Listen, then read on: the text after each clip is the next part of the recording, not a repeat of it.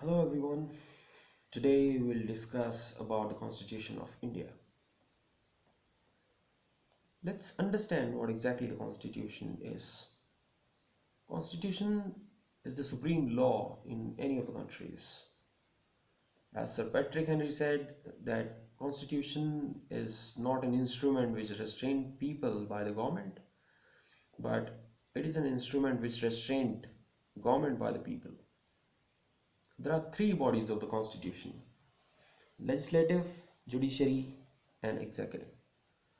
Legislative makes new laws for the betterment of the society, whereas judiciary interprets those laws, whether these laws have been taken into consideration for the harmony of the society. Finally, the executives enforce those laws in the country. The Constitution explains the relation between the government and the people of India, just to make sure that there's no domination of the state in the country. It is a very interesting part that different parts of the constitution have been taken from the constitution of different countries, as fundamental rights have been taken from the constitution of the United States of America. Directive principle of state policy have been taken from Irish constitution, and fundamental duties have been taken from the Russian constitution, and so on. Let's understand the journey of the constitution so far. In 1934, M.N. Roy had given the idea for the first time that we need to have a Constituent Assembly in the country in the form of legislation. Then in 1935, Indian National Congress demanded British government that allow us to form a Constituent Assembly in India. Now the question arises here, what exactly the Constituent Assembly is. Constituent Assembly is a group of people who all struggle to create the draft of the Constitution. Then in 1940, the British government accepted the proposal through August offer. And finally in 1946, the Constituent Assembly was created. There were 389 members in this assembly, out of which 9 members were women. 296 members were elected from provinces, and 93 members were elected from princely states. I hope you understand the difference between princely states and provinces. Let me illustrate them, by the way. Provinces are the states which were ruled by the British government that time, and princely states are the states where the regional person ruled in the form of a king. Then the first meeting of the Constituent Assembly held on 9th of December 1946, when Dr. Sachidanand Sinha was made the first temporary president of the Constituent Assembly based on his seniority. He was the most aged person in the Constituent Assembly that time. Then the second meeting was held on 11th of December 1946, when Dr. Rajendra Prasad elected the permanent president of the Constituent Assembly, and H.C. Mukherjee was elected the vice president of the Constituent Assembly, and Sir B.N. Rao was elected as an advisor of the assembly. The Constituent Assembly had several committees under it, like the drafting committee, the union committee, state committee, and so on. So Dr. Bhimrao Ambedkar was elected as the president of the drafting committee.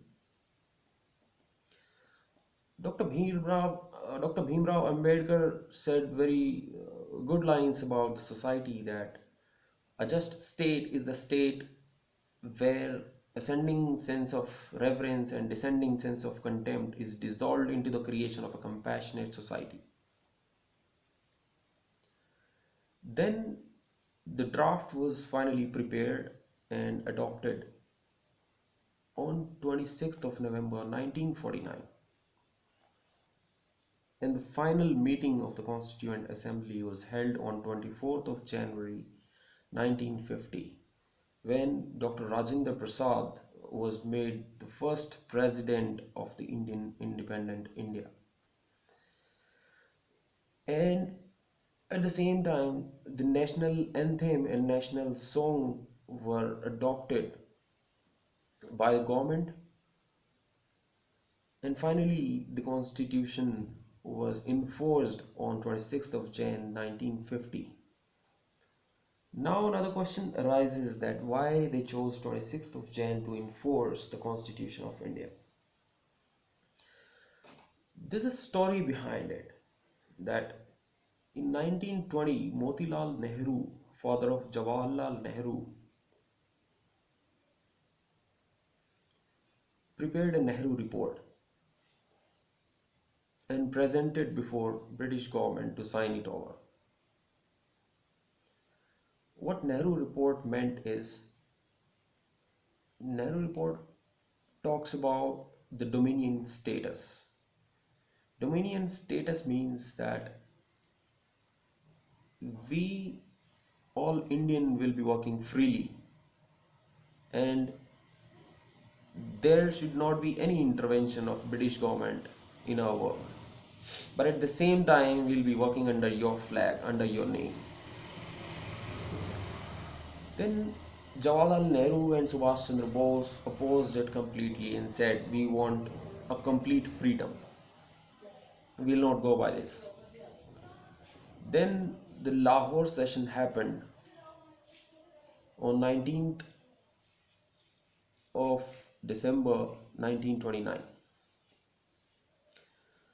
on the bank of Ravi River under the guidance of Pandit Jawaharlal Nehru. Then it was discussed and decided that if the British government doesn't sign on this proposal on or before 31st of December 1929, we'll go ahead and fight for the complete freedom. Unfortunately, the British government did not sign it over. Then the people around celebrated on 26th of Jan 1930 as an Independence Day. And since then they had been celebrating this day as an Independence Day. And therefore it was decided to enforce the Constitution of India on 26th of January 1950. So at that time, the Constitution had 22 parts, 395 articles, and 12 schedules. However, now we have 25 parts, 448 articles, and 12 schedules in it. So I hope you all understand the importance of the Constitution of India. Thank you.